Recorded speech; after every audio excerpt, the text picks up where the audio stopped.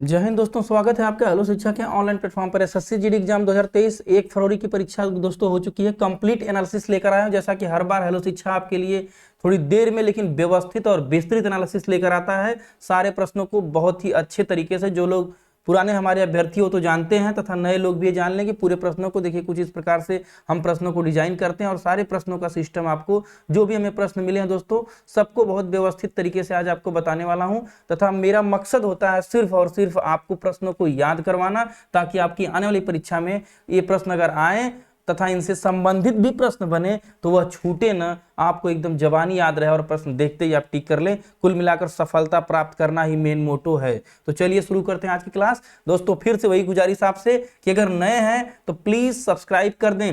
Video को हमारे अधिक से अधिक आप लोग देखते हैं, लेकिन सब्सक्रिप्शन बहुत ही कम हमारे चैनल पर है, जैसा कि आप देख रहे होंगे। बड़े बड़े जो है एजुकेशन चैनल देख रहे हैं कि नहीं, बहुत ही कहा जाए कि बहुत लो ग्रेड का मटेरियल आपको प्रोवाइड कर रहे हैं, उनका सब्सक्रिप्शन देखता हूं और अपना सब्सक्रिप्शन देखता हूं तो बहुत अंतर आता है दोस्तों। पता नहीं क्यों, क्या करूं। फिलहाल मेरा काम है जो आपको पढ़ाना है, मेरा शौक है, बाकी वो मैं पूरा कर रहा हूं, वो आपको दे रहा हूं अच्छे से। और डेटा तो आपके लिए ऐसा डिजाइन किया हूं दोस्तों। तो चलिए शुरू करते हैं। आज का पहला प्रश्न आपके सामने रखता हूं। देवप्रयाग में भागीरथी नदी किससे मिलती है? तो देवप्रयाग, देखिए प्रयाग से, पंच प्रयाग से प्रश्न आया था। पंच प्रयाग के बारे में आइए समझते हैं क्या था। तो उत्तराखंड के बारे में ये जान लीजिए कि देवप्रयाग जो है भारत के उत्तराखंड राज्य में टिहरी गढ़वाल जिले में है। पहला पॉइंट यहां से आप इसको नोट करिए, टिहरी गढ़वाल जिले में एक नगर है। यह पंच प्रयाग में से एक है और यहाँ अलकनंदा नदी और भागीरथी नदी मिलती है। ये तो रही बात आज आपके प्रश्न की। आइए चलते करते हैं इसका पोस्टमार्टम। पोस्टमार्टम में देखिए आपके सामने मैप बहुत ही सुंदर सा लगा रखा हमने कि 5 प्रयाग हैं। देखिए यहाँ पर एक दो, ये यहाँ देखिए 1 2 3 4 और ये 5। तो इन पांचों प्रयागों के बारे में आपको एकदम अच्छे से बता दूंगा, याद हो जाएगा, दोबारा ये भूलेगा नहीं दोस्तों। आज के बाद इसका आपको जो है परीक्षा में 1 नंबर मिल ही जाना है। ये प्रश्न अक्सर पूछता है, एसएससी का फेवरेट टॉपिक है।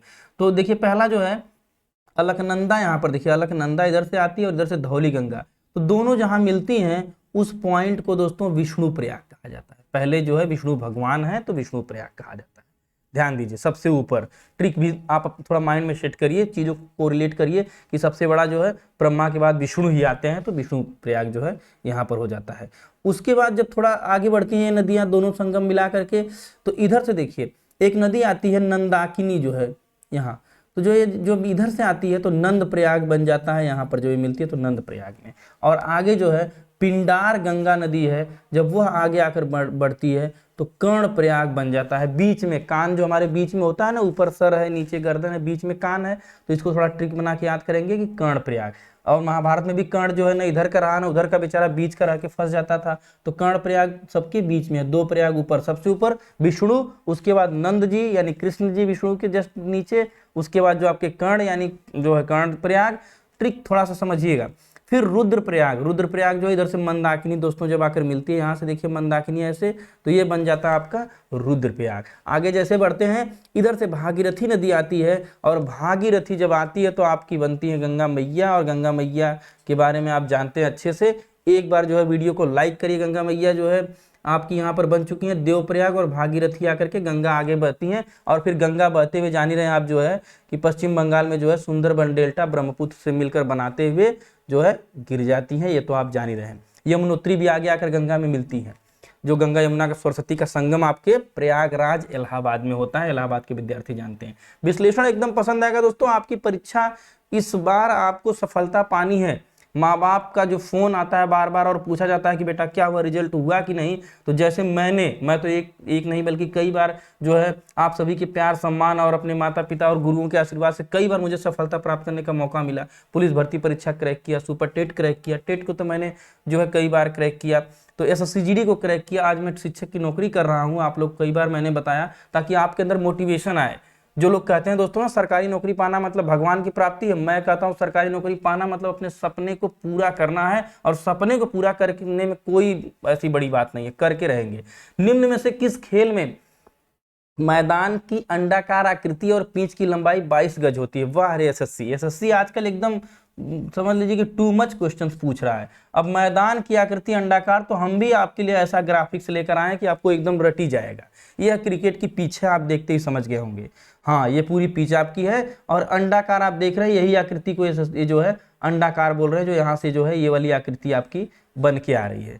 तो इंडियन प्रीमियर लीग, थोड़ा इंडिया का प्रश्न है, तो जो आईपीएल में क्या होता है, आईपीएल से आप लोग वाकिफ भी हैं, जो है मैं तो थोड़ा क्रिकेट वगैरह कम देखता हूँ, समय ही नहीं पाता हूँ। तो इसकी जो है इंडियन प्रीमियर लीग के में जो है मैदान की लंबाई 150 यार्ड यानी कि 137.16 मीटर होती है। बाउंड्री की बात करें तो दोनों तरफ की बाउंड्री की लंबाई 65 यार्ड और मीटर दोनों में है, 59.43 मीटर की होती है। वही दोनों तरफ सामने की तरफ बाउंड्री की लंबाई 70 यार्ड यानी 64 मीटर होती है। यह आपके सामने डेटा दिया है। इसको इमेज को आप एक बार चाहें तो जूम करके भी देख लें अपने वीडियो में, यह इमेज है, आप इसको समझिए, यहीं से प्रश्न आया था। और 22 गज की लंबाई तो जो है आपको दिया ही है प्रश्न, तो वो यहाँ से है। अगला प्रश्न आपके सामने है जनगणना का प्रश्न, तो एकदम फेवरेट हो गया है। मैंने एक टॉपिक क्या बना दिया, मात्र जो है जनगणना का जो है 20 मिनट का टॉपिक बनाया, फिर से आई बटन पे रोज देता हूँ, आज भी दूंगा। अगर आपने अभी तक नहीं देखा तो जरूर देखिएगा। डेली आप लोग नेगलेक्ट कर रहे हैं, लेकिन प्रश्न डेली आ रहा है दोस्तों, देखिए। और वही 2-4 चीजें दोहरा रहा है। 2011 की जनगणना में सबसे कम साक्षरता दर किस राज्य की है? मुझे उम्मीद है इसको सब लोगों ने, मेरे सारे जो है साथियों ने सही करके इसको आए होंगे, और ये सही होना भी चाहिए। साक्षरता दर क्या होती है वो मैंने यहाँ पर फार्मूले से बता दिया, साक्षर व्यक्तियों की संख्या बटे 7 वर्ष से अधिक आयु वाली जनसंख्या गुणे 100 साक्षरता दर होती है। साक्षरता दर राज्यों में क्या है और केंद्र में क्या है, आपके सामने फिर से आंकड़ा रखता हूं। सर्वाधिक साक्षरता दर केरल की है, सबसे जो है उसके बाद दूसरा नंबर आपका मिजोरम के, कभी दूसरा भी पूछ देता है। फिर न्यूनतम बात करें तो सबसे न्यूनतम बिहार की खराब दशा, जो यहाँ पर पूछा हुआ है प्रश्न में, बिहार की। उसके बाद थोड़ा सा उससे ऊपर अरुणाचल प्रदेश की है 61 और 64, और यहाँ 94-91। फिर यूटी पे आ जाए, इधर केंद्र शासित प्रदेश, यूटी केंद्र शासित प्रदेशों की बात करें तो लक्षद्वीप को कई बार पूछ चुका है, ध्यान रखिएगा कि किस केंद्र शासित प्रदेश में सर्वाधिक जनसंख्या है, लक्षद्वीप में। और इसके बाद सबसे कम की बात करें तो जम्मू एंड कश्मीर 68.7%। चलिए अगले प्रश्न की तरफ बढ़ते हैं। भारत में मानसून की शुरुआत कहाँ से होती है? वाह, मेरा फेवरेट प्रश्न है, मानसून बहुत मजेदार। देखिए अब यहाँ पर भारत में मानसून की शुरुआत कहाँ से आती है, पूरा डिटेल मानचित्र से समझा दूंगा, याद हो जाएगा। मेरा मकसद दोस्तों आपको इन छोटे छोटे प्रश्नों से, यह परीक्षा में मेमोरी बेस्ड प्रश्न है। अब यह आए थे, मैं भी यही मान के चलता हूँ कि मेरे कई लोग चैनल्स के माध्यम से, ग्रुप्स के माध्यम से, या मेरे कई स्टूडेंट जो है एग्जाम में बैठे हैं, या फ्रेंड लोग भी हैं साथ के, तो वो लोग जो जुड़े हैं तो वो लोग भेजते हैं, उन प्रश्नों का कलेक्शन बनाकर मैं आपको देता हूँ। लेकिन उसमें सबसे बड़ा मेरा मकसद होता है कि आपका कॉन्सेप्ट उस टॉपिक पे क्लियर कर दूं। अगर आप मेरी वीडियो देखें तो जो प्रश्न आप एक बार मुझसे पढ़ें या देखें तो वह टॉपिक आपके माइंड में इस मैप, इमेज, चित्र के माध्यम से सेट हो जाए। तो देखिए कैसे है, मानसून से सबसे पहले केरल, मानसून जो है सबसे पहले केरल के समुद्री तट पर टकराता है, बिल्कुल सही बात है। ये देखिए एंट्री मार रहा है यहाँ पर केरल पे जो है समुद्री तट, और वही प्रभावित होता है। उसके बाद यह मानसूनी हवाएं दक्षिण और उत्तरी इलाकों की तरफ बढ़ती हैं। कुछ मानसूनी हवाएं यहाँ से जो है ऐसे दक्षिण की तरफ बढ़ेंगी और कुछ जो है ऐसे उत्तर की तरफ बढ़ेंगी, जैसा कि आप मानचित्र में देख रहे हैं साफ साफ। इस मौसम के दौरान पश्चिमी घाट से लगे राज्यों में मानसून दस्तक देता है। जो ये वाला जो एरिया है पश्चिमी घाट जो है, यहाँ पर मानसून मतलब दस्तक का मतलब बरसात शुरू हो जाती है। तो ये और डेट भी देखिए लिखा हुआ है कि 1 जून को कहाँ, ब्लू वाला एरिया जो है 1 जून को बरसात होती है, 5 जून को इस वाले एरिया में। कलर वाइज, कलर कोड समझिएगा, 10 जून को देखिए ये वाला एरिया जो है बरसात करता है, और 15 जून तक मानसून यहाँ पहुँच जाता है आपका। 1 जुलाई को जो है आप देखेंगे तो ये ग्रे वाला एरिया जो है 1 जुलाई तक जो है यहाँ पहुँच जाता है मानसून उत्तर में, पूरा उत्तर भारत में। ग्रीन वाला एरिया जो है जुलाई 15 जुलाई तक पहुँचता है, इस वाले एरिया में आप ध्यान देंगे। और अगस्त तक मानसून जो है ये वाला एरिया आपका कवर करता है, इसको ध्यान रखेंगे। तो दक्षिण दोनों मानसूनों की स्थिति है, इधर दक्षिण पश्चिमी मानसून और उत्तर पूर्वी मानसून। अगर यहीं पे पूछे तो ये देखिए उत्तर पूर्वी मानसून इधर से आता है, ये है ये वाला एरिया और ये वाला एरिया। मैप को समझिएगा दोस्तों, थोड़ा थोड़ा करके रोज समझाऊंगा आपको कुछ चीजें तो मैं रटवा दूंगा, आप बस जुड़े रहिए। और ऐसे वीडियोस इंटरेस्टिंग हमेशा लाता रहूंगा चैनल पर। एक नृत्य की वीडियो मैं तैयार कर रहा हूं दोस्तों, टीम हमारी लगी हुई है, उस पर थोड़ा कुछ डेटा तैयार हो रहा है। इसी तरह से डिजिटल डेटा जो आपको पसंद आए वो जल्द ही अपलोड होने वाला है, तो चैनल को सब्सक्राइब कर दें। सब्सक्राइब आप लोग नहीं करते हैं, वीडियो पे हमारे 2,500 3,000 विद्यार्थी देखते हैं, लेकिन सब्सक्रिप्शन बहुत नाम मात्र का है, तो कृपया सपोर्ट करें अपना जो है। रुक्मिणी देवी अरुंडेल का संबंध किस खेल से है? तो देखिए बाय बाय कर रही हैं, बाय बाय अभी आप मत करिए, वीडियो देख के जाइएगा पूरा पूरा, इनके बाय करने पे मत जाइए। रुक्मिणी देवी अरुणडेल 29 फरवरी 1904 से 24 फरवरी 1986 तक इनका जो है लाइफ टाइम रहा है। ये प्रसिद्ध भारतीय नृत्यांगना थी, तो नृत्य से संबंधित है, पहला पॉइंट आप यहाँ से नोट करेंगे जो है। उसके बाद भरतनाट्यम में भक्ति भाव, यह प्रश्न पूछता है। आजकल जो है किस राज्य का नृत्य है ये सब नहीं पूछ रहा है, अब यह पूछ रहा है कि उसमें उससे संबंधित व्यक्तियों को, वह क्या कौन सी विधा में डांस करते थे, किस घराने से है, ये सब प्रश्न, क्योंकि अब एसएससी खंगालना शुरू कर दिया है। भक्ति भाव भरा तथा नृत्य की अपनी परंपरा आरंभ की थी इन्होंने। इनको कला के क्षेत्र में 1956 में पद्म भूषण मिला था, पॉइंट नोट करने वाली बात है। तो रुक्मिणी देवी अरुणदेल को आप देख लीजिए। चलिए ज्यादा मत देखिए, आगे अगले प्रश्न की तरफ चलिए। चूना पत्थर और संगमरमर किसके बने होते हैं? चूना पत्थर, संगमरमर और चाक यौगिक कैल्शियम कार्बोनेट CO3 के बने होते हैं, ये तो आप जानते हैं। शायद इसको आपने सही भी किया होगा, मुझे पूरी उम्मीद है। लेकिन यहाँ पर थोड़ा सा आपको एक जो है बता दूं चट्टानों के बारे में, ये चट्टानों से संबंधित प्रश्न है। तो पहले आग्नेय चट्टानें, फिर अवसादी चट्टानें, फिर रूपांतरित चट्टानें। पृथ्वी से लावा निकलता है, ये हमारा धरातल है अगर है तो यहाँ से अगर लावा का उद्गार हुआ तो गर्म तप्त लावा जब ऐसे मैग्मा निकलता है धरती पर तो वह सबसे पहले आग जैसा होता है, तो आग्नेय चट्टानें बना देता है। कौन सी चट्टान बना देता है दोस्तों? आग्नेय चट्टान बना देता है, ध्यान दीजिए। इसके बाद जब यह ठंडा होता है और यह जो है आग्नेय चट्टान बन गई, और यह आग्नेय चट्टान बरसात से, धूल गर्दा आदि से कटते छटते और कुछ अवसाद जीव जंतु पेड़ पौधे इसमें मिल जाते हैं, तो वह जो एक नई चट्टान बनती है तो वह अवसादी चट्टान बनती है, यानी परतदार चट्टान। इसके बाद जो है अगला आगे, अब जब यही परतदार चट्टान जो है बहुत ज्यादा गर्मी ताप दाब सहन कर लेती है तो यह चट्टान कौन सी चट्टान बन जाती है? परतदार वाली आपकी रूपांतरित चट्टान। यही चट्टानों का क्रम होता है कि पहले लावे से ही चट्टान बनेगी, भूपरपट्टे के निर्माण पृथ्वी के अंदर निकले लावे मैग्मे से ही होता है। तो यह जो है आग्नेय चट्टान बनेगी, आग्नेय टूट फूट कर विखंडित होकर अवसादी, और अवसादी जो है अधिक ताप दाब पा करके रूपांतरित चट्टान। यह ध्यान रखेंगे, यह परीक्षा में पूछेगा आपके अगली बार जरूर, क्योंकि अब उस टॉपिक में घुस चुका है। अगला जो है फ्लाइंग सिख मिल्खा सिंह के नाम एक बार जय हिंद लिखिए जो है कमेंट सेक्शन में आप लोग, और लिखिए फ्लाइंग सिख मिल्खा सिंह के बारे में आपको क्या एक्स्ट्रा जानकारी है। कुछ तो मैंने यहाँ पर आपको दिया है। फ्लाइंग सिख के नाम से किसे जाना जाता है? मिल्खा सिंह को फ्लाइंग सिख नाम जाना जाता है, बहुत नॉर्मल सी बात है, आपको जवानी रटा होगा। इनके जीवन से जुड़ी कुछ अहम बातें एक न्यूज़पेपर की कटिंग में यहाँ पर लगाया हूँ कि 20 नवंबर 1929 को जन्मे मिल्खा सिंह, फ्लाइंग सिख की उपाधि मिली है इन्हें। 3 बार ओलंपिक खेलों का प्रतिनिधित्व किया है, एशियन ओलंपिक जीते हैं जिसमें 4 गोल्ड मेडल इन्होंने जीता है, राष्ट्रीय खेलों में 2 स्वर्ण पदक भी इन्होंने जीता है, राष्ट्रमंडल खेलों में 1 स्वर्ण पदक जीता है, तथा इन्होंने बायोपिक फिल्म के लिए लिया था इन्होंने जो है 1 रुपया, ये भी ध्यान रखेंगे आपको, इनका जो है 1 रुपया फिल्म के लिए लिया गया था। जो है देश की सबसे बड़ी खेल आइकॉन रहे हैं मिल्खा सिंह, ये ध्यान रखिए। 18 जून 2021 को हो गया था सिख का जो है निधन, उड़न सिख जिन्हें कहा जाता था, फ्लाइंग जेट।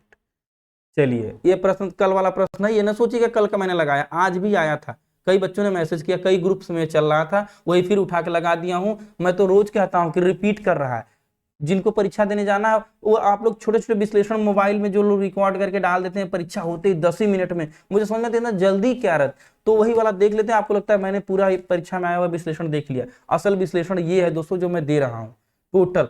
भारत की पहली हरित क्रांति की शुरुआत कब हुई थी? कल भी ये प्रश्न दिया था, आज भी मैं रिपीट करवा रहा हूं। तो MS स्वामीनाथन और प्रोफेसर नॉर्मन बोरलॉग की जो है हरित क्रांति जो थी उसको समझ लीजिए। पूरे विश्व में जिसका जो है नेतृत्व किया था नॉर्मन बोरलॉग ने किया था, और भारत में स्वामीनाथन ने, और उसका डेट वगैरह यहाँ पर दिया हुआ है, और हरित क्रांति क्या होती है वो परिभाषा भी दिया हुआ है। हरित क्रांति को उस अवधि के रूप में जाना जाता है जब भारतीय कृषि आधुनिक तकनीकी और प्रौद्योगिकी को अपनाने के कारण औद्योगिक प्रणाली में परिवर्तित हो गई। माने कृषि का औद्योगिकरण, व्यवसायीकरण, नगदी कृषि, कृषि से पैसा कमाया जाए, यह विचारधारा कृषि में आ गई, हरित क्रांति द्वारा लाई गई। हरित क्रांति की शुरुआत का डेट भी यहाँ पर 1965 से 68 दिया हुआ है। तो चलिए अगला जो है ऐसा ही दमदार विश्लेषण लेकर रोज आता रहूंगा दोस्तों। SSC MTS की भी परीक्षा है, उसके लिए भी लाऊंगा, आपकी जितनी भी परीक्षाएं होने वाली है, तथा कुछ स्टैटिक जीके की जो टॉपिक्स, मेरा काम, मैं बहुत बड़ा टीचर तो अपने आप को नहीं मानता, लेकिन इतना मानता हूं कि अपने भाइयों बहनों के लिए जो भर्ती परीक्षा के लिए संघर्ष कर रहे हैं, बेरोजगारी से जूझ रहे हैं, उनके काम को आसान तो कर ही सकता हूं दे करके। बाकी पढ़ने के लिए तो बहुत बड़े बड़े शिक्षक कोचिंग जहां पर भाई उनसे मैं बहुत छोटा हूं, लेकिन आपके काम को आसान कर दूंगा, याद करवा दूंगा। अर्थशास्त्र के रचयिता कौन थे? अर्थशास्त्र कौटिल्य या चाणक्य जो है इनका नाम था, जान लीजिए। 4वीं सदी ईसा पूर्व द्वारा में जो है इस टाइम पीरियड था, द्वारा रचित संस्कृत का एक ग्रंथ है। इसकी भाषा क्या थी दोस्तों? संस्कृत है। पॉइंट ये नोट करने वाली है। एक पॉइंट बार बार है कि अर्थशास्त्र क्या है, तो अर्थशास्त्र एक राज्य व्यवस्था की बुक थी असल में। अगर यह पूछ दिया कभी कैसी किताब थी, तो लोग इसको केवल इकोनॉमिक्स समझ ले, तो ऐसा नहीं था। यह पूरी तरह से पॉलिटी थी, इंडियन पॉलिटी, या कह लीजिए कि पूरी तरह से एक राज्य व्यवस्था संविधान था पहला ये। एडम स्मिथ, अब विश्व में अगर अर्थशास्त्र की बात करें तो एक एडम स्मिथ का नाम आता है, जिनका 5 जून 1723 से 17 जुलाई 1790 तक इनका जीवन कार्यकाल रहता है। एक ब्रिटिश नीतिवेत्ता, दार्शनिक भी रहे, फिलोसफर, पॉलिटिशियन और अर्थशास्त्री थे। उन्हें अर्थशास्त्र का पितामह कहा जाता है। यह इकोनॉमिक्स वाले अर्थशास्त्र के पितामह है। और ये हमारे चाणक्य साहब, तो इनका तो क्या ही पूछे, चंद्रगुप्त मौर्य और मौर्य साम्राज्य, धनानंद वाली कहानी तो आपने खूब पढ़ा होगा, जानते होंगे और सुने भी होंगे। नाइट्रोजन का अणु भार, कुछ इस तरह के प्रश्न है, तो यह 7 हो जाता है। परमाणु भार 14.007। लकीर का फकीर होना, जरा इसको भी देख लीजिए। लकीर का फकीर होना क्या होगा, कमेंट बॉक्स में लिखिए। आसान मुहावरा है, मैं आप पे छोड़ता हूं, उत्तर जरूर दे करके जाइएगा। अमृत का पर्यायवाची शब्द भी आप लिख करके जाइए कि अमृत का पर्यायवाची क्या होगा। हिंदी आज थोड़ी सी मुझे टफ लगी, हिंदी के प्रश्न 2-4 हैं, आपको मैं दिखाता हूं। फिलहाल ये दोनों तो आसान है, आगे कुछ प्रश्न टफ आज इन्होंने दिया है, तो देखिए क्या है। टीसीएस का एक जो है थंबनेल में आपने देखा, टीसीएस परेशान है, उसका कहना है कि पेपर लोग जो है आउट कर दे रहे हैं, मतलब लोग जाके बाहर बता रहे हैं इस तरह की चीजें। भाई क्यों ना बताएं, हमारे भाई बहन हैं, हम उनको पेपर देंगे। इनका एक्चुअली पॉलिसी है दोस्तों, पहले तो आप लोग जो है प्रीवियस ईयर क्वेश्चन पा जाते थे, अब वो भी नहीं मिलेगा। ऑनलाइन एग्जाम में हमारा सबसे बड़ा नुकसान है, जिससे हमारे आने वाले जनरेशन जो तैयारी करेगी उसको ये नहीं समझ में आएगा कि कौन सा पेपर जो है था, कौन सा पेपर नहीं आया था। PYQs नहीं आने हैं अब उस तरह से, क्योंकि पूरा पेपर इन्हीं के पास है। लेकिन फिर भी हम लोग जो है सर्च करके लोगों से मेमोरी बेस्ड प्रश्न लाकर आप तक पहुंचाने का कोशिश करते हैं। लाल लिटमस पेपर को किस रंग में बदल देता है? क्षार लाल लिटमस पेपर को नीले रंग में बदल देता है। ये तो आप सुने होंगे, मैंने भी इसको जो है बहुत पहले से पढ़ा था, ये सरल क्वेश्चन है, सबने इसको लगा दिया होगा। जब एक लाल लिटमस पेपर क्षार में डुबोया जाता है तो लाल लिटमस पेपर को नीले रंग में बदल जाता है, जो दिए गए घोल को क्षार को इंगित करता है। तो क्षार को जो है टेस्ट करने का एक तरीका है, इसको समझिए। जो युद्ध में स्थिर रहता है उसे क्या कहते हैं? महाभारत को याद करके बताइए, क्या उत्तर होगा? युधिष्ठिर। युद्ध में स्थिर उसे क्या कहते हैं दोस्तों? युधिष्ठिर। आसमान पर चढ़ाना मुहावरे का अर्थ है वाह, क्या ही बताएं, दोस्त सबसे अच्छा काम करते हैं इसमें। आसमान पर चढ़ाना, इतनी प्रशंसा कर देंगे कि भैया सोचेगा कि बस सब तो जो हूं सो मैं ही हूं, अंत में पता चला कि धड़ाम। तो आसमान पर चढ़ाना मुहावरे का अर्थ यही है, किसी की बहुत अधिक प्रशंसा कर दो जिससे वह अपने को औरों से बहुत श्रेष्ठ मान ले। बस यह नृत्य देखिए, असम का तो नृत्य खूब ही चल रहा है आजकल। असम का सत्रिया नृत्य किस आंदोलन से संबंधित था? आज इसको आंदोलन की तरफ मोड़ दिया, इन्हीं में घुमा फिरा रहे हैं। वैष्णव भक्ति आंदोलन दोस्तों, ये देखिए वैष्णव भक्ति आंदोलन में जो है असम के सत्रिया नृत्य की झलक आपको दिखेगी। असम के लोक नृत्य में मतलब कुछ लोक नृत्य भी है, जैसे बिहू नृत्य है, बागरुम्बा नृत्य है, भोर नृत्य है, ओजापल्ली नृत्य है, ये सब असम के लोक नृत्य हैं।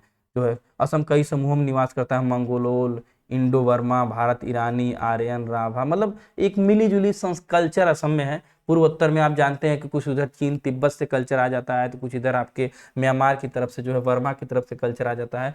तो एक्चुअली पूर्वोत्तर वगैरह में या दक्षिण भारत में आपने कई बार सोचा भी होगा कि क्या इन्हीं लोग का नृत्य इतना फेमस है, ये लोग अजीबोगरीब। तो ये लोग कई देशों से एक्चुअली सी बाउंड्रीज भी लगती है तथा इंटरनेशनल बाउंड्रीज भी लगती है, तो कई देशों से नई नई चीजें, एक मिली जुली कल्चर इनके पास होता है, तो जिस वजह से ऐसा होता है। ये देखिए नृत्य की एक आपके सामने खूबसूरत फोटो भी लगी है। फोटो पर ज्यादा ध्यान न दीजिए, चलिए कंटेंट को देखते हैं। आज हमारे एडिटर महोदय बहुत लग रहा है खुश रहे हैं, जो टाइप करने वाले थे, बहुत ही जबरदस्त फोटो आपने लगाए हैं। जो वर्तमान में खेल मंत्री कौन है? श्री अनुराग ठाकुर। जल का पर्यायवाची शब्द दोस्तों बार बार पूछ रहा है, जो आपके सामने दिया है, वारी, पानी, नीर, सलील, तोय, अदब, अम्बु, जीवन, पय, अमृत, मेघ पुष्प।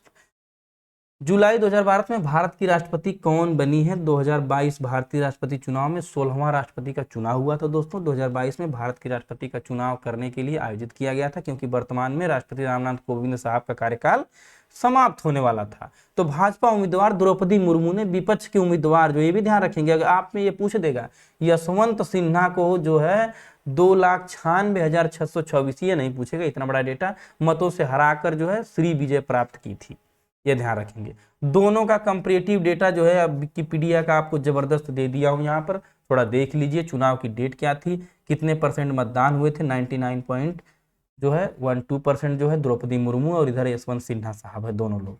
दोनों का जो है पार्टी भी भाजपा पार्टी से ये थे, जो है AITC से ये थे, राजग और संयुक्त विपक्ष। ये गृह राज्य था इनका उड़ीसा था, इनका जो है बिहार था। कितने वोट मिले, क्या मिले, सारे राज्यों में जो है 21+ पुदुचेरी, दिल्ली में 7+ दिल्ली। सारा डेटा आपके सामने दिया हूं, रोक कर वीडियो पढ़िए, समझिए। असल में प्रश्न मैंने फिर वही, मेरा मोटो है कि आपको जो है अधिक से अधिक सूचना मिले और आपका परीक्षा क्रैक हो। लाइक करिए दोस्तों, अभी तक अगर पसंद आ रहा हो सेशन तो जरूर लाइक करिए, लाइक करिए, मैं आपको ऐसे ही मजेदार कंटेंट दूंगा। और सब्सक्राइबर नहीं है तो सब्सक्राइब तो कर ही लीजिए यार। कुछ दशाओं में गिरफ्तारी और निरोध के संरक्षण किस अनुच्छेद में वर्णित है भारत का संविधान? आइए अनुच्छेद 22। मैंने आपको कई बार कहा था कि भारतीय संविधान का दोस्तों जो है भाग, जिसको कहते हैं पार्ट 1, 2, 3, 4 और 5, इनके कुछ अनुच्छेद तो आप रट लीजिए। वही SSC GD, SSC MTS यानी SSC की जो है लगभग इन परीक्षाओं में 10+2 तक के लेवल में यही पूछना है इनको। अनुच्छेद 22 में क्या था कि कुछ दशाओं में गिरफ्तारी और निरोध से संरक्षण रखा जाएगा, अभिरक्षा में निरुद्ध नहीं रखा जाएगा, विधि के अधीन गिरफ्तार या निरुद्ध नहीं किया जाएगा। कुल मिला के आप ये जान लीजिए कि 24 घंटे में न्यायालय के समक्ष पेश किया जाएगा, अपने खिलाफ गवाही देने के लिए उसे बाध्य नहीं किया जाएगा, कुछ इस तरह की चीजें हैं। तो गिरफ्तारी से संरक्षण है। गिरफ्तार करते समय अगर किसी को गिरफ्तार कर रहे हैं तो गिरफ्तारी का वाजिब उसको कारण बताना पड़ेगा, और गिरफ्तार करने के बाद 24 घंटे के भीतर उसे जज के सामने पेश करना पड़ेगा पुलिस को। क्योंकि मैं पुलिस में था तो इस प्रक्रिया को मैंने कई बार किया और देखा है, तो मैं जानता हूं इसको अच्छे से। तो यह सिस्टम है अनुच्छेद 22। इसके पहले अनुच्छेद 21 पूछा था, प्राण एवं दैहिक स्वतंत्रता। उसके पहले अनुच्छेद 18 कई दिन पूछा, आजकल वो डाउन हो गया मामला, उपाधियों का अंत, यह ध्यान रखेंगे सब। अनुच्छेद 21A भी पूछ दिया था जो शिक्षा से संबंधित है, शिक्षा का अधिकार।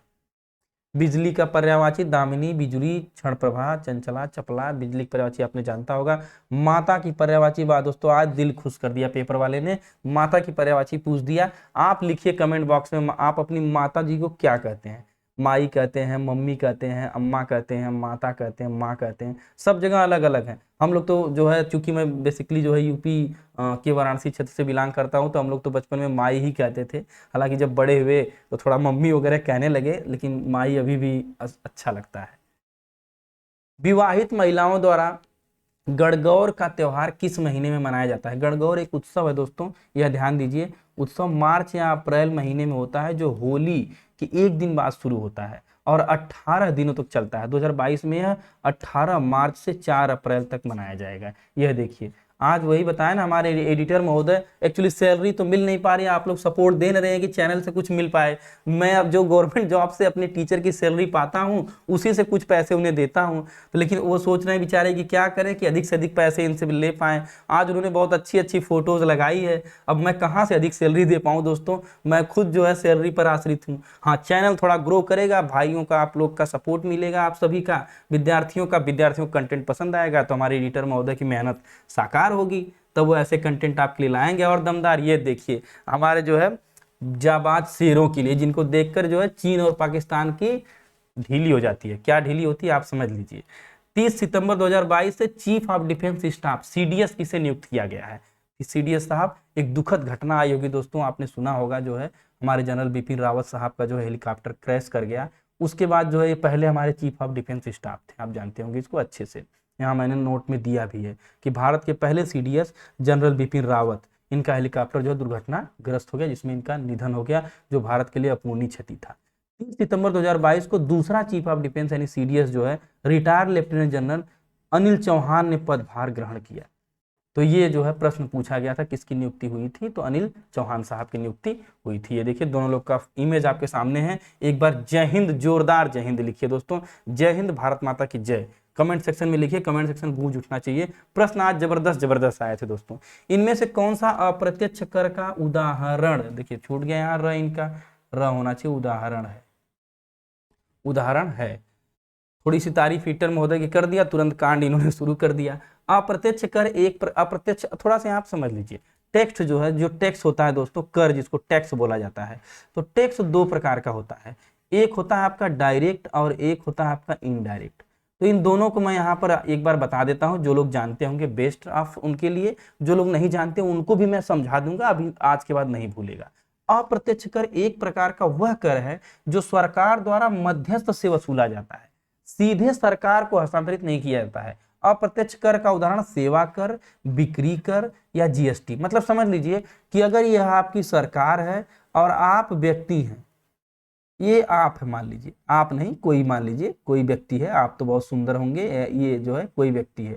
तो अब मान लीजिए कि ये है, इनसे सरकार को कर लेना है, तो सरकार डायरेक्ट इनसे नहीं लेगी, बीच में कोई कंपनी है, मान लीजिए बीच में कोई पार्ले कंपनी है, पार्ले कंपनी बिस्कुट बनाती है, बिस्कुट इनको बेचती है, तो ये बिस्कुट खरीद के खा लेते हैं और उस बिस्कुट पे कर कुछ पार्ले कंपनी को दे देते हैं, और फिर पार्ले कंपनी सरकार को वह कर ले जाकर दे देती है। तो यह हो गया अप्रत्यक्ष कर। लेकिन एक कर होता है जो ये भाई साहब जो यहाँ पर हैं आपको दिख रहे हैं, यह डायरेक्ट ले जाकर के सरकार को पकड़ा देते हैं, ये लो भैया। यह कर होता है जैसे इनकम टैक्स होता है, जैसे मैं जॉब कर रहा हूँ, टीचर हूँ, तो मेरी सैलरी पे इनकम टैक्स लगता है जो हर साल देना पड़ता है, जो एक स्लैब बना हुआ उस स्लैब के ऊपर जब मेरी सैलरी आती है तो मुझे इनकम टैक्स देना पड़ता है, तो मैं डायरेक्ट वह कर सरकार के खाते में पे करता हूँ ऑनलाइन, तो वह जो है डायरेक्ट टैक्स हो गया। मतलब प्रत्यक्ष कर एक ऐसा कर जो व्यक्ति या संगठन द्वारा प्रत्यक्ष तौर पर उस संस्था को दिया जाता है जो इसे अधोरोपित या लगाता है। उदाहरण के लिए व्यक्तिगत कर जो पर्सनल कर देते हैं,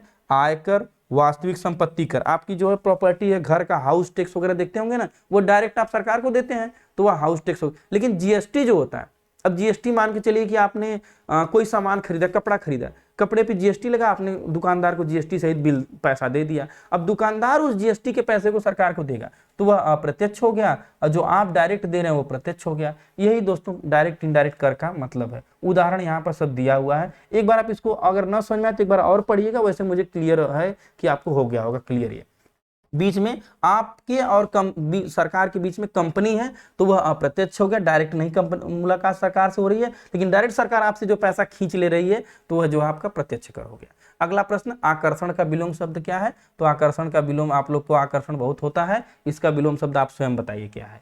पीतांबर का अर्थ क्या होता है? तो पीतांबर पहले तो जान लीजिए, परीक्षा में पूछा है कि स्त्रीलिंग है कि पुल्लिंग, तो यह पुल्लिंग शब्द है, कई परीक्षाओं में पूछा है। पीले रंग का वस्त्र पहनने वाला, पीला कपड़ा या पीला वस्त्र धारण करने वाला, अर्थात भगवान विष्णु जी जो है पीतांबर कहे जाते हैं। आकर्षण का विलोम शब्द नोट करिए आप जो है कमेंट बॉक्स में, ताकि पता चले कि आपकी उपस्थिति दर्ज हो। सत्य शोधक समाज की स्थापना किसने की थी? एक ट्रिक हम लोग याद किए थे, सत्य है जो ज्योति, यानी सत्य ज्योति, ज्योति जलती है तो सत्य की ज्योति जलती है, तो ज्योतिबा फूले। तो आप भी याद कर लीजिए, याद रहेगा हमेशा, आपको कभी नहीं भूलेगा। सत्य है जो ज्योति, सत्य शोधक समाज, इसका अर्थ जो सत्य अर्थात सच की खोज करने वाला समाज। ध्यान दीजिए, 24 सितंबर सन 1873 में ज्योतिबा फूले द्वारा स्थापित एक पंथ है, एक छोटे से समूह के रूप में शुरू हुआ। इसका उद्देश्य शूद्र एवं अस्पृश्य जाति के लोगों को विमुक्त कराना था। इसकी विचार इनकी जो विचार थी गुलामगिरी, सार्वजनिक सत्य धर्म में निहित थी। इनकी एक पुस्तक भी आई थी दोस्तों, गुलामगिरी नामक इनकी बुक भी, ये कई बार परीक्षाओं में पूछ चुका है, ये भी ध्यान रखिएगा कि गुलामगिरी किसकी पुस्तक है, तो ज्योतिबा फूले की। अब पहली जो है महिला शिक्षिका सावित्रीबाई फूले, एक बार इन लोगों के लिए कमेंट बॉक्स में दोस्तों भारत माता की जय और जय हिंद नोट करिए। दो ही शब्द मैं कमेंट करवाता हूं दोस्तों, या तो जय हिंद या तो भारत माता की जय, सबसे अच्छे मुझे यही दो शब्द लगते हैं। इनकी पुस्तक जो है गुलामगिरी थी, और ये ज्योतिबा फूले और सावित्रीबाई फूले दोनों जो है आपके सामने हैं, इनको आप देख लीजिए। और उसके बाद इनका पॉइंट थोड़ा सा याद रख लीजिए कि अस्पृश्यता और शूद्रों के जो है उत्थान के लिए उन्होंने जो है सत्य शोधक समाज की स्थापना की थी ज्योतिबा फूले। ट्रिक, सत्य है जो ज्योति, याद रखिएगा। संक्रामक रोग कौन सा होता है? संक्रामक रोग जो किसी न किसी रोग जनित कारकों या रोगाणु जैसे प्रोटोजोआ, कवक, जीवाणु, वायरस इत्यादि के कारण होता है, एक दूसरे से फैलता है, छूने से, खांसने से, तमाम चीजें तो संक्रामक होते हैं। जैसे मलेरिया, यहाँ देखिए दिया हुआ है, मलेरिया है, टाइफाइड है, चेचक है, इन्फ्लुएंजा है, और सबसे बड़ा भैया तो कोरोना तो लिखे ही नहीं, कोरोना, इधर लंपी, ये सब भी तो कहाँ जाएंगे। तो सबसे बड़े जो डॉन, संक्रामक रोगों का डॉन कौन है? कोरोना। चलिए ये इमेज देखिए जरा, आइए देखते हैं क्या यह संक्रमित व्यक्ति है, खांस रहा है तो संक्रामक रोग फैल रहा है, हाथ मिला रहा है, हाँ भाई भाई, एडिटर महोदय ने ये अपनी मनपसंद फोटो टाइप कर दी है यहाँ पर दोस्तों। ये काम तो जरूर जो है संक्रामक वाला है, ध्यान दीजिए। जो है यही सब चल रहा है, क्या ही बताएं। आज आज ये पूरी रोमांटिक मौज में थे, जो है मौज के मूड में थे। उद्योग के स्थापित होने से क्या हानि होती है, तो ध्यान दीजिए, एक प्रश्न आया था, उद्योगों के स्थापित होने से क्या हानि होती है दोस्तों। तो एग्जैक्ट प्रश्न तो नहीं मिला, मैं थोड़ा सा, मुझे उद्योगों के स्थापना संबंधित प्रश्न था तो मैं ये प्रश्न दिया हूँ। बाकी आप क्या था कमेंट करिए अगर आपका पेपर था तो। सभी प्रकार के प्रदूषण का फैलना, इंडस्ट्री लगेगी तो ये देखिए धुआं निकलेगा भर भर के, सभी प्रकार का पोल्यूशन, वायु प्रदूषण, जल, यहाँ से धुआं निकलेगा, फिर यहाँ से जो है गंदा पानी निकलेगा नाला में, नदियों को गंदा करेगा, फैक्ट्रियों से आवाज निकलेगी, ध्वनि प्रदूषण फैलाएगी। कुल मिला के सभी प्रकार के वायु प्रदूषण, जल प्रदूषण, ध्वनि प्रदूषण, मिट्टी को जलाकर बंजर कर देंगे ये लोग, तो मृदा प्रदूषण, सब प्रदूषण फैलेगा इनसे। प्राकृतिक संसाधनों का ये जो है लालच में अपने अधिकाधिक दोहन करेंगे। दोहन माने इस्तेमाल, घटिया तरीके से इस्तेमाल, गंदे तरीके से इस्तेमाल। सोचेंगे कि कितना कमा ले, काट काट के पेड़ों को या फिर मिट्टी को या फिर जल को, या जो है अधिकाधिक दोहन करेंगे। उसके परिणाम स्वरूप होगा क्या दोस्तों, जलवायु परिवर्तन जैसी समस्या आपके सामने आएगी, जो कि आज आप देख भी रहे हैं। अनुच्छेद 100 किससे संबंधित था, तो अनुच्छेद 100 बड़ा आज अलग टाइप का अनुच्छेद पूछ दिया, कुछ लोगों ने इसको लगाया भी होगा। ये मैंने आपके सामने यहाँ दिया है कि संविधान में यथा अन्यथा उपबंध के सिवा प्रत्येक सदन की बैठक या सदनों की संयुक्त बैठक में सभी प्रश्नों की का अवधारण अप्रत्यक्ष अथवा सभापति या अध्यक्ष के रूप में कार्य करने वाले व्यक्ति को छोड़कर उपस्थित मत देने वाले सदस्यों के बहुमत से किया जाएगा। मतलब सदन की कार्रवाई से संबंधित है, तो वही अनुच्छेद 100। अब ऑप्शन में क्या था आप कमेंट करिए, मैंने अनुच्छेद 100 के प्रावधानों को यहाँ पर डिटेल में आपको दिया है। 102 में भी वही था कि सदन की सदस्यता में कोई रिक्त होने पर उस सदन को कार्य करने की शक्ति होगी, यदि बाद में यह पता चलता है कि कोई व्यक्ति जो ऐसा कार्य का हकदार नहीं है, कार्यवाहियों में उपस्थित रहा है, उसे मत जो है उनसे मत दिया है या नहीं, अन्यथा भाग लिया है, तो भी संसद की कोई कार्यवाही विधिमान्य होगी। तो कुल मिला के जो है संसद की कार्रवाई से संबंधित था। अब ऑप्शन मिलता तो थोड़ा मजा आता। फिलहाल मैंने आपको अनुच्छेद 100 का 1 का 2 का प्रावधान आप मोटी मोटा समझ लीजिए कि सदन की कार्रवाई में जो है वोटिंग वगैरह जो होती है उन्हीं सभी से संबंधित रूल्स इसमें है। टोक्यो ओलंपिक 2021 में सबसे ज्यादा स्वर्ण पदक किस देश ने जीता, वो प्रश्न आया था। तो यहाँ पर देखिए आपके सामने चीन है, तो सबसे ज्यादा जो है गोल्ड जो है 96 गोल्ड के साथ चीन था, सिल्वर जो है 60, 51 ब्रॉन्ज, टोटल 207 पदक इसके थे। अब भारत की वही स्थिति पूछा जाए तो 22वें नंबर पे भारत था, मैंने यहाँ पर दिया हुआ है, जो है 5 गोल्ड जीता था और 8 सिल्वर और 6 ब्रॉन्ज, कुल 19 पदक इन्होंने जीता था। बाकी सारे देशों को टॉप 5 कंट्रीज भी मैंने दिया है, ब्रिटेन, जो है यूएस, इसी नीदरलैंड वगैरह का, तो इसको ध्यान दीजिए। यह प्रश्न है दोस्तों। विश्लेषण पसंद आ रहा हो तो लाइक जरूर करिए दोस्तों, वीडियो लाइक किए बिना न जाइए, और चैनल को सब्सक्राइब तो कर ही दीजिए दोस्तों। आप लोग देखते हैं लेकिन सब्सक्राइब नहीं करते हैं। किस अनुच्छेद में भारत को राज्यों का संघ कहा गया, अनुच्छेद 1। आज ये अनुच्छेद, पहला अनुच्छेद लग रहा है कि जो है टीसीएस बहुत जल्दी में था, पहला अनुच्छेद उठाया और चपका दिया, बोला चलो यही चलेगा आज। कौशल विकास योजना किस मंत्रालय के अंतर्गत आती है, तो वाह भाई वाह, मौज भाई, आज इन्होंने मौज की है एकदम। पूरा जो है एडिटर ने फोटो देखिए जबरदस्त लगाई है। इसके लिए एक अलग से मंत्रालय, कौशल विकास मंत्रालय, उद्यमिता मंत्रालय बनाया गया है कौशल विकास योजना के लिए दोस्तों, कि कौशल विकास एवं उद्यमिता मंत्रालय बनाया गया है। आप जानते हैं ये मतलब यही इसका नोडल मंत्रालय भी है। जो नोडल मंत्रालय होता है, जो भी योजनाएं आती हैं उनका एक नोडल मंत्रालय, जो नोडल है जोन के ऊपर, उनका एक मंत्रालय होता है। इसके द्वारा बेरोजगार युवाओं को, ऐसे युवा जिन्होंने बीच में पढ़ाई छोड़ दी है, जो है उन्हें उनके इंटरेस्ट के अनुसार हिसाब से 40 विभिन्न क्षेत्रों में ट्रेनिंग देना। मतलब कहने का मतलब कि जो युवा जो है ग्रेजुएशन में या फिर कहीं हाई स्कूल इंटर में ड्रॉप आउट हो गए हैं स्कूल से, ऐसे जो है ड्रॉप आउट युवाओं को रोजगार देना, ट्रेनिंग देना, जो है मोबाइल का, कंप्यूटर का या इंडस्ट्री के तमाम जो है एक तरह से प्रशिक्षण देकर उनको रोजगार उपलब्ध करवाना। और 2015 से योजना चल रही है। और ये पकौड़ा तलने वाला पे आप मत जाइए, एडिटर महोदय की हमारे बदमाशी ये है, पकौड़ा रोजगार योजना MBA करके काफी चर्चा में रहता है। तो चलिए फिलहाल हंसी मजाक के लिए ये भी जरूरी है दोस्तों। आप कौशल विकास योजना को समझिए कि कौशल विकास योजना क्या है। स्किल डेवलपमेंट चल रही थी, आपके अगल बगल भी इसका सेंटर होगा, आपने देखा होगा, जहाँ पर ट्रेनिंग दी जाती थी। उसका कोई बहुत मतलब तो नहीं निकला, लेकिन सरकार की योजना है। किरण का पर्यायवाची शब्द क्या है, मयूख, अंशु, रश्मि, मरीच, प्रभा, गो। ये देख लीजिए। उद्यम का विलोम, कई लोग हम देखें इसको उधम उधम नहीं दोस्तों, उधम तो होगा ही नहीं। उधम सिंह हमारे जो है उद्यम होगा, उद्यम का आलस से हो जाएगा। उद्यम माने होता है काम, कोई काम करना, और आलस माने जो है काम नहीं करना, जो रजाई में पड़े रहना मगरमच्छ की तरह खा पी के, वो जान ही रहे अलग होता है। उद्यम का आलस हो जाएगा, उधम नहीं होगा। कई जगह हमने उधम देखा, प्रश्न आए भी थे। तो हर्षवर्धन के दरबारी कवि कौन थे? तो बाणभट्ट थे। उत्तर हर्षवर्धन के दरबारी कवि थे। इन्होंने हर्षचरित्र, कन्नौज के शासक हर्षवर्धन की जीवनी को लिखा था, जो है लिखा है। और जो दरबारी कवि बाणभट्ट द्वारा संस्कृत में लिखी गई जीवनी है, ध्यान रखेंगे। यहाँ पर जो उनका फोटो भी, अब उस समय जो है दोस्तों 64 मेगापिक्सल कैमरा नहीं था, तो ये कोई फोटो बनाया हुआ है, फिर भी आपको बाणभट्ट जी का दर्शन करा दिया गया है। वीडियो पसंद आ रहा हो, विश्लेषण अच्छा लग रहा हो दोस्तों, तो अब मैंने मेहनत आपके लिए कर दी। अब आपको मेरे सपोर्ट की, जब मुझे सपोर्ट की करने की जरूरत है, तो मेरा सपोर्ट करिए, सब्सक्राइब करिए दोस्तों, लाइक कमेंट एंड शेयर करिए जो है, ताकि मेरी टीम को, मुझे भी मोटिवेशन मिले, ताकि हम भी आपसे इस तरह से जुड़ पाएं यूट्यूब के माध्यम से, या क्वालिटी कंटेंट आप तक पहुंचा पाएं। तो चलिए मिलते हैं अगले वीडियो में। पढ़ते रहिए। जय हिंद।